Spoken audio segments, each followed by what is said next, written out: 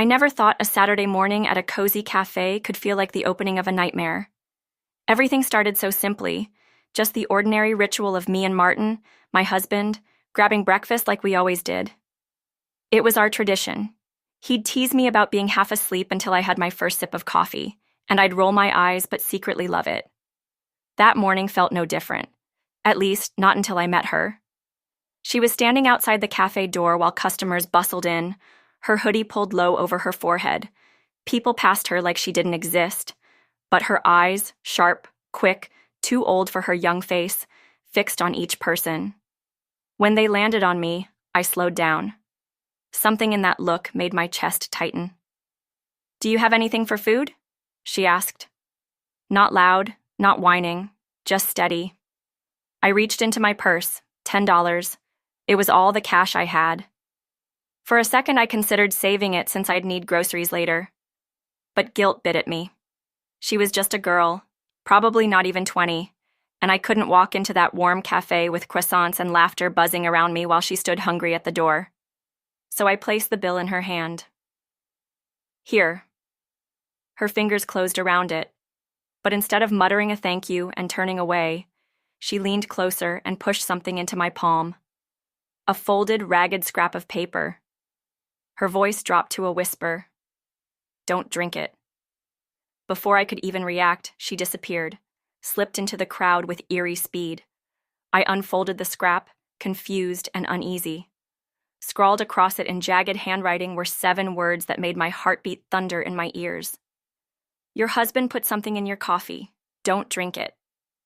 The cafe smell swirled through the air, rich coffee, butter pastries, yet suddenly it all felt wrong, like poison disguised as comfort, because right in front of me on the small round table was the cup Martin had just set down. Steam curled from the lid, innocent and inviting, like every other Saturday morning. For a moment, I just stared at it. My hands trembled, the note crinkling in my fingers. My brain scrambled for logic. Maybe it was a sick prank. Maybe that girl was delusional. Maybe this was nothing. But deep inside, a cold pulse of dread began to spread. Martin returned from the counter with our croissants, humming under his breath. He smiled at me the way he always did. Easy, warm, the Martin everyone adored. "There's your coffee, sweetheart. Just how you like it." I couldn't move. He noticed my frozen expression. A shadow of concern flickered across his brow. "Clara? Something wrong?" My throat was dry. I slid the coffee away from me just a little, my fingertips brushing the lid. "What did you put in my coffee?" He blinked at me like I'd just asked the strangest thing. Then came a laugh, light, practiced. "What are you talking about? Sugar, like always." But there'd been a pause. Just half a heartbeat too long before the laugh. I saw it. I felt it. My chest clenched tighter.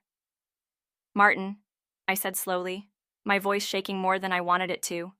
"Don't joke. Tell me exactly what you put in it."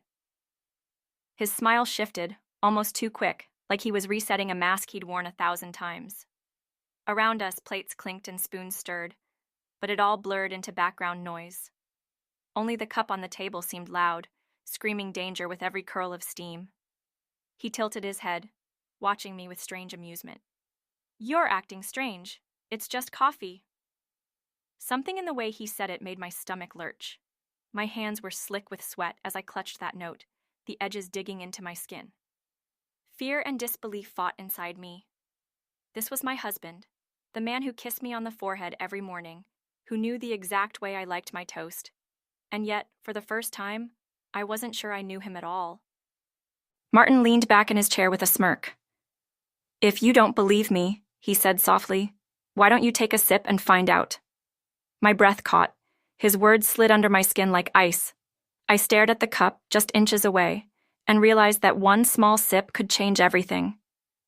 I used to think of my marriage as the kind of story people envied. If you looked at us from the outside, you'd see what anyone would call a picture-perfect couple. Martin, the charming husband who always knew how to make people laugh, the man with kind eyes and polished shoes, the one who could talk to anyone. And me, Clara, the supportive wife, the safe space he always came home to. We had the neat little house with fresh flowers on the windowsill, the weekend routines, the silly inside jokes, everything tied up in a pretty bow. Or so it seemed. Sitting in the cafe with that folded note burning a hole in my hand, I found myself replaying the last few weeks. The memories twined together like they were trying to tell me something I hadn't dared admit before. The week before, Martin had swept me into one of his extravagant moods. Dinner at a restaurant I'd only seen in magazines, rose petals scattered on the table, a wine bottle that cost more than my paycheck. I'd laughed nervously, half flattered, half wondering why he was being so over the top when we'd just argued about his long hours. He raised his glass and said, "To us, Clara, always us." His face shone with devotion, and I forced the nagging thought away. Sometimes perfect can be a little too perfect. But then there were the smaller moments, like his smile in the mornings when he handed me my mug. "Your fuel," he'd say, kissing the top of my head. And I'd sip without a second thought. It was such a normal, endearing habit that it had practically become our ritual, stitched into the fabric of who we were. I never once paused to ask how he knew exactly when to bring it, or why he sometimes hovered until I finished half the cup. Why would I? What kind of wife suspects her husband for something like this? Even our disagreements had their shine. A few days ago, we'd fought over his phone buzzing late at night. He grabbed it quickly, muttered something about work stress, and rolled over. I remember lying awake, staring at the ceiling, telling myself I was paranoid. My Martin wouldn't hide things from me. And yet, that uneasy little knot had already started growing in my chest. Mrs. Green, my elderly neighbor, had once laughed as she handed me mail. "Your guy is a keeper," she said. "He mows the lawn before I can even ask such a gentleman." I'd smiled and agreed, brushing off the flicker in my mind that whispered, "Why is he so eager to look perfect for everybody else?" I convinced myself it was pride, or maybe just his way of being kind. Now, with that note in my hand, every memory rang differently. Rose petals no longer felt romantic. They felt like distractions. That perfect coffee each morning suddenly looked like routine with a darker edge, and those late-night calls, those quick explanations, they no longer sounded harmless. They sounded like rehearsed excuses. I thought of him humming as he brushed crumbs off the counter, telling me, "Don't worry about anything. I'll always take care of you." I clung to those words then, but in the cafe, they replayed in my head like an eerie promise. Still, a part of me fought back. This was Martin, the man I met at a friend's barbecue who made me laugh so hard I spilled soda down my dress. The man who drove 3 hours in the rain to surprise me on my birthday.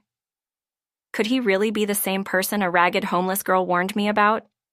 Maybe the girl really was confused. Maybe she was unstable. Maybe it was all in my head.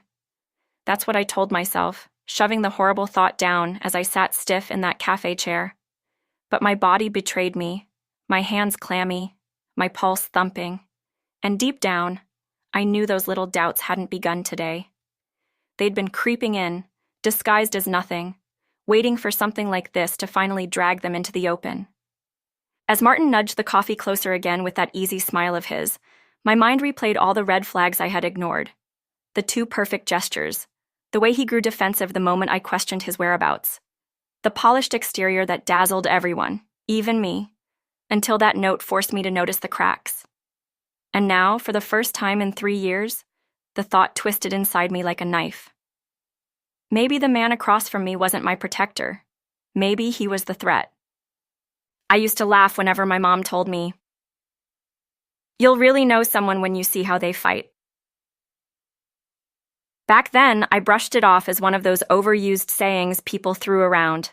But sitting across from Martin these last few weeks, arguments sparking more often than I wanted to admit, I realized how true her words were.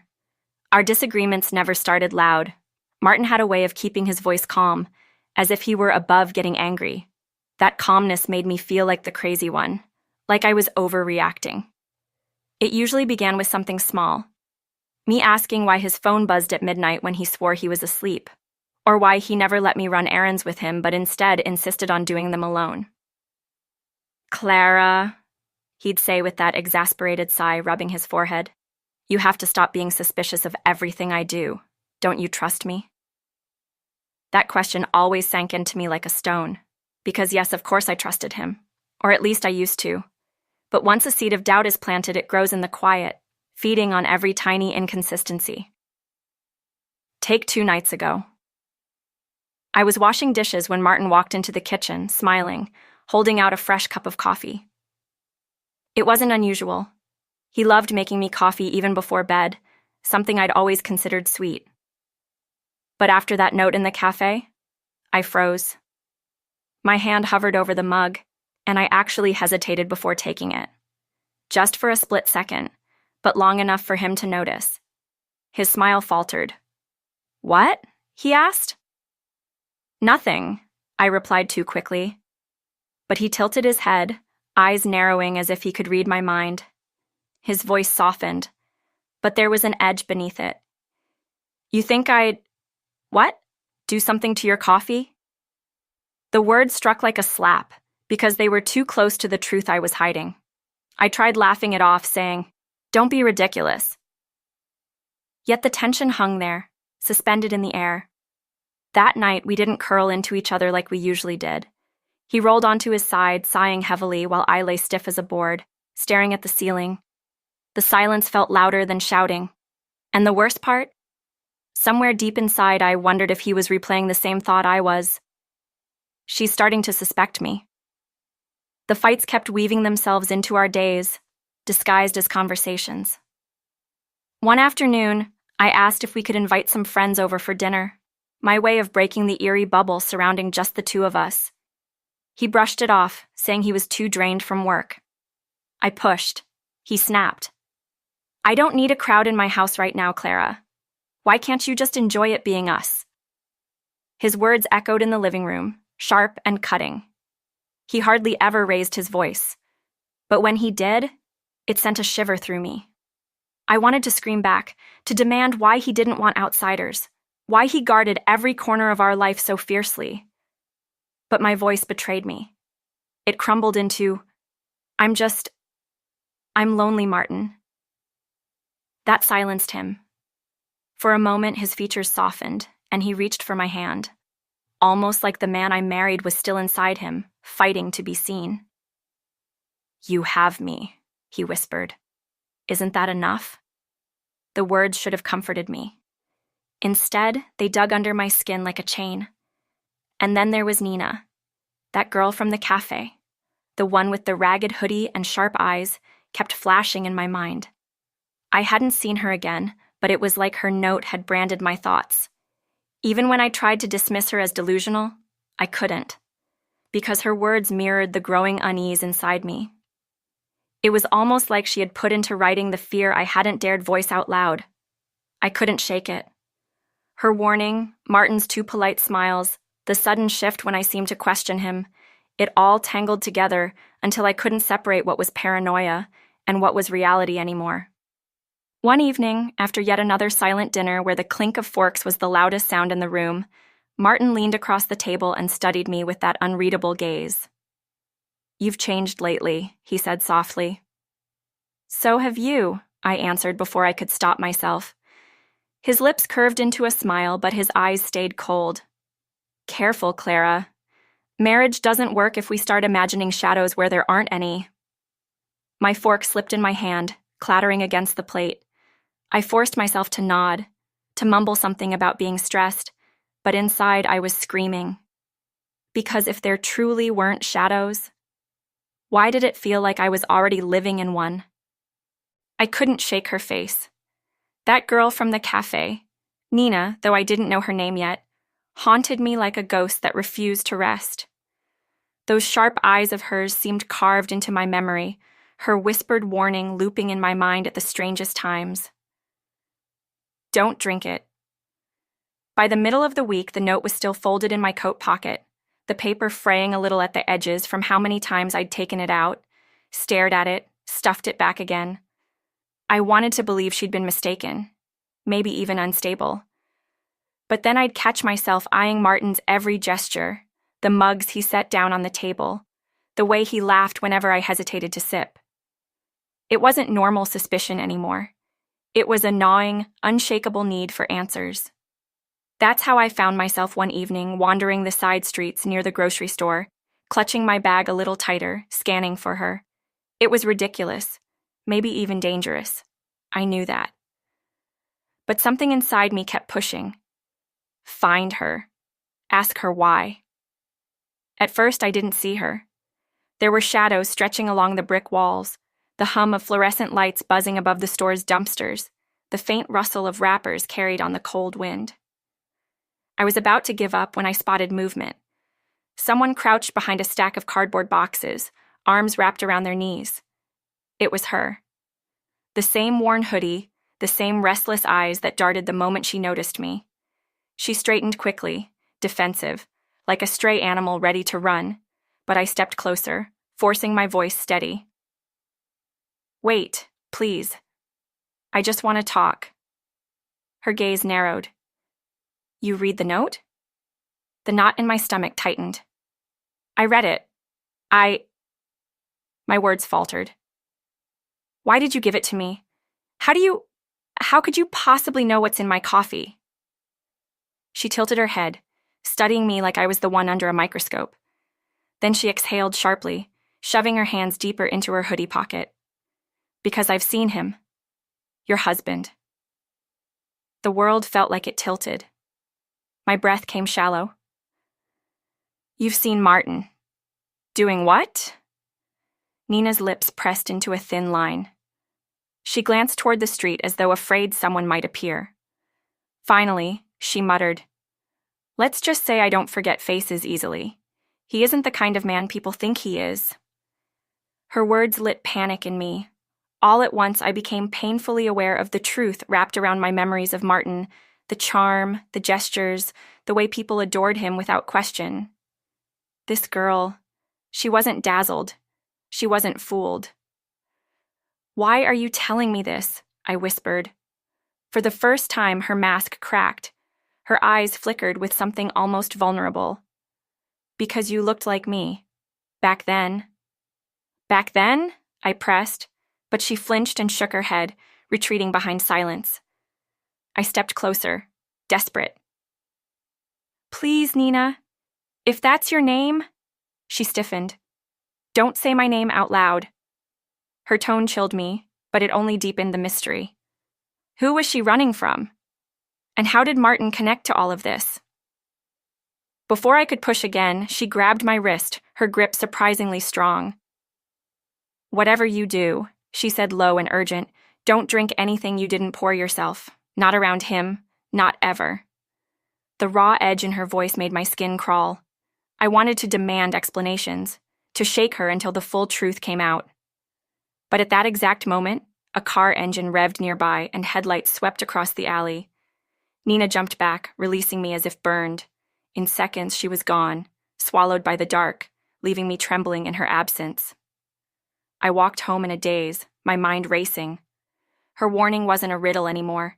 It was a plea. She knew something real. When I walked through the front door of our house, Martin was there, greeting me with a smile and a warm mug in his hand. Long day? I made your favorite tea this time. The cup hovered inches from me, the steam rising sweet and innocent. My heart pounded so loud I could barely hear. I remembered Nina's fingers gripping my wrist, her voice sharp with fear. Not around him. Not ever. I forced a smile, reached out, and pretended to adjust the mug on the table. But I didn't drink. Instead, I excused myself to the bathroom, clutching the secret in my chest so tightly it felt like it might burst. For the first time, I admitted it to myself. This wasn't paranoia. Something was terribly, awfully wrong, and the person I needed to fear most was the man waiting in the living room with that perfect smile. I balanced the note in my hand under the cafe table, trying not to shake. The words stared up at me again, jagged and urgent. Your husband put something in your coffee. Don't drink it. I must have read it 10 times by now, each letter carving deeper into me like a wound that refused to close. The coffee sat between us. Steam curled upward, innocent and sweet-smelling, but to me it looked like poison vapor rising into the air. Martin leaned back in his chair, His usual picture of composure, broad shoulders relaxed, smile easy, eyes sparkling in that practiced way they always did when we were in public. He'd ordered our favorite croissants, placed the napkins neatly, even asked if I wanted extra sugar for the coffee. To anyone else in the cafe, we must have looked like the happiest married couple. But the more charming he looked to them, the more suffocated I felt. I pressed my palms flat against my thighs, nails digging into fabric, and asked again, voice low but clear, "What did you put in my coffee?" The smile didn't falter right away. He chuckled, a sound that should have been comforting, but now twisted sharp. "Clara? Really? Just sugar. Same as always. Why are you acting like this?" The pause. I saw it again, that flicker in his eyes, gone almost as soon as it appeared, but too quick, too aware. My gut clenched as if that tiny flicker was confirmation enough. I slid the cup back across the table, pushing it toward him. People at the tables nearby barely noticed, wrapped in their own conversations. But to me, the gesture thudded like a gavel hitting wood. "Then you drink it," I said. The smirk fell. For half a second his face was blank, unreadable. Then he barked out another laugh, shaking his head. "You're unbelievable. You think I'd drug your coffee? Do you hear yourself?" My chest heaved with shallow breaths. His words tried to gaslight me back into safety, but I clung to that note like it was made of iron. I imagined Nina's eyes on me, urging me, "Stay sharp." "Exactly," I said softly, though my hands shook under the table. "If it's just sugar, drink it." Martin's jaw flexed. He lifted the cup, fingers curling around it slowly, deliberately, while his eyes stayed locked on mine. For a moment, I thought he was about to call my bluff. But then he stopped. "You don't trust me," he said finally, setting the cup back down with a heavy clink. His voice had changed, not angry, not teasing, but low, tight. The shift was worse than shouting. "After everything I do for you, Clara, after all I give you, one little stranger, you don't even know her name, and suddenly you see me as the villain?" His hand tapped against the table, a soft and steady rhythm, like he was holding something back. "You're avoiding the question," I murmured, grasping the note harder under the table until it nearly tore between my clenched fingers. The cafe around us blurred again, blenders whirring, cups clattering, laughter spilling from a group of college kids. But inside our little corner, silence roared. Martin finally leaned forward, his eyes catching mine with unnerving intensity. "Here's the thing, Clara. Trust isn't about constantly testing the other person. Sometimes you have to choose. Do you trust me, or do you trust some girl who probably wanted money for pills?" He said it like a dagger, like every word was meant to slice through my resolve. My lungs tightened. Maybe he was right, maybe Nina was unstable. But if that was true, then why couldn't he just drink the coffee? I pushed the cup further toward him. "Drink it," I insisted, louder now, drawing a glance from the neighboring table. His smile vanished completely this time.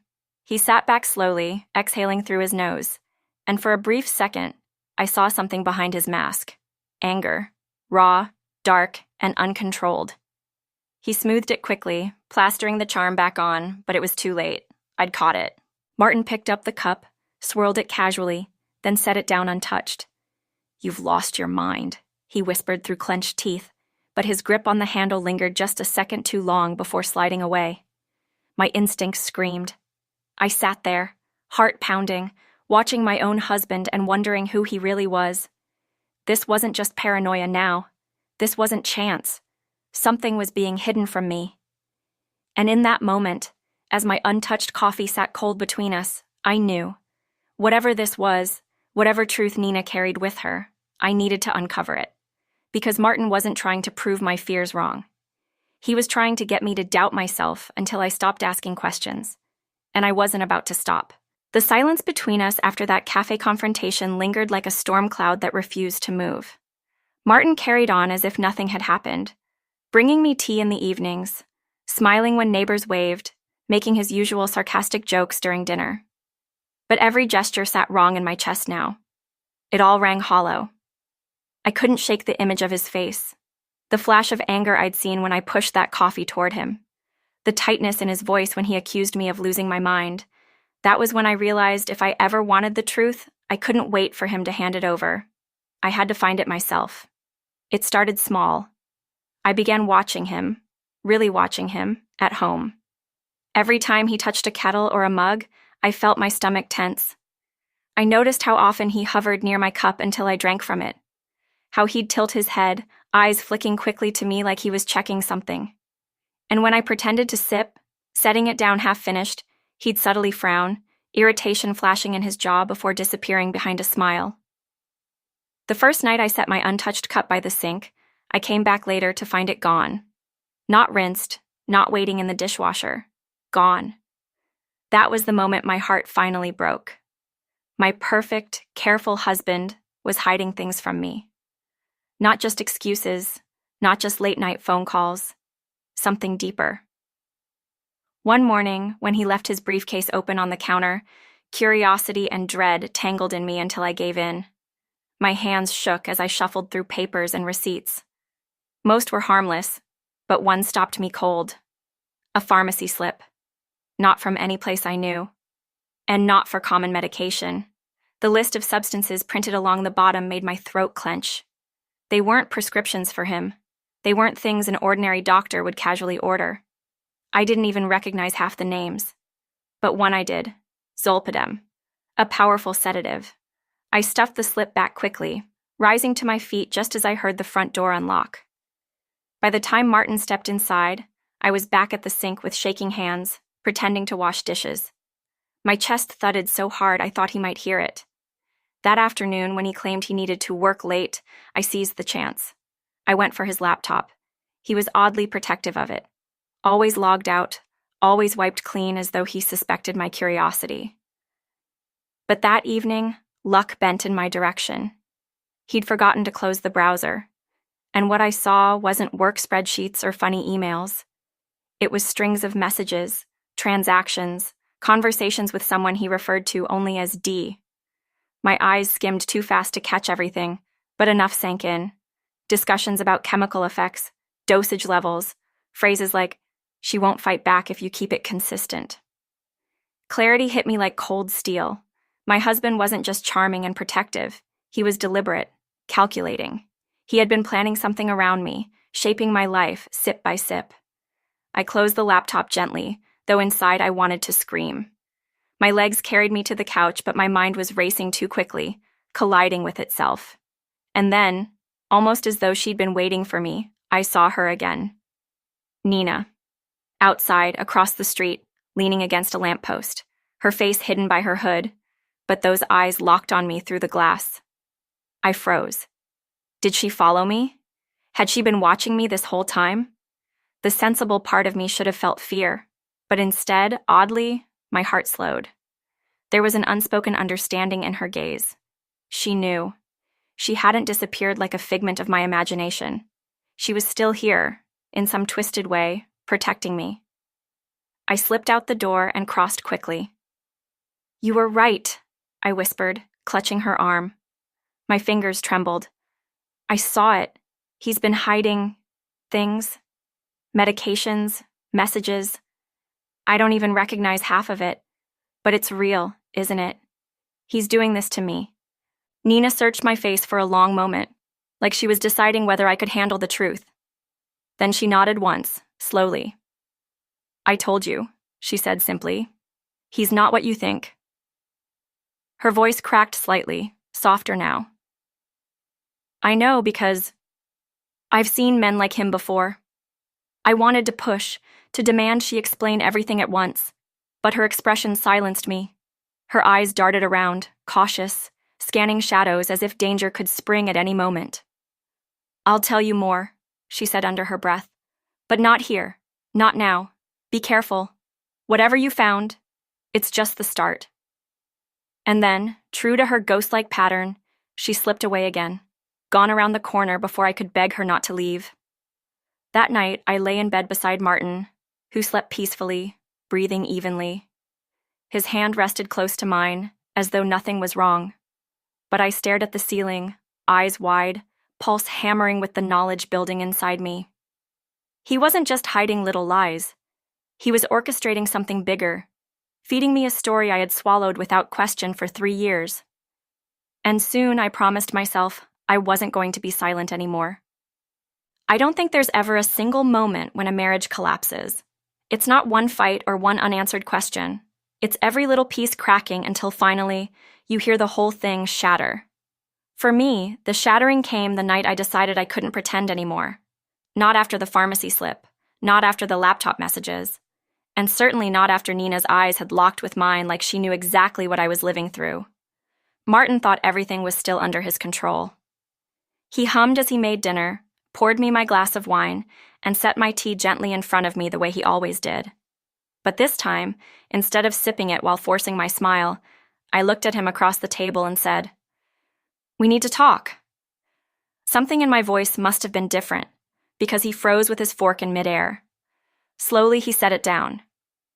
"About what?" His tone was calm, but his eyes sharpened. I placed the folded pharmacy slip onto the table between us. "Do you want to explain this?" The silence that followed was so heavy it pressed down on my chest. His gaze dropped for a fraction of a second before flicking back to me. "Where did you find that?" His voice wasn't surprised. It was cold, controlled. "Why do you have sedatives, Martin? Why are there receipts for things you shouldn't even be buying without a prescription? And you don't need to deny it. I saw your messages. I know something's going on."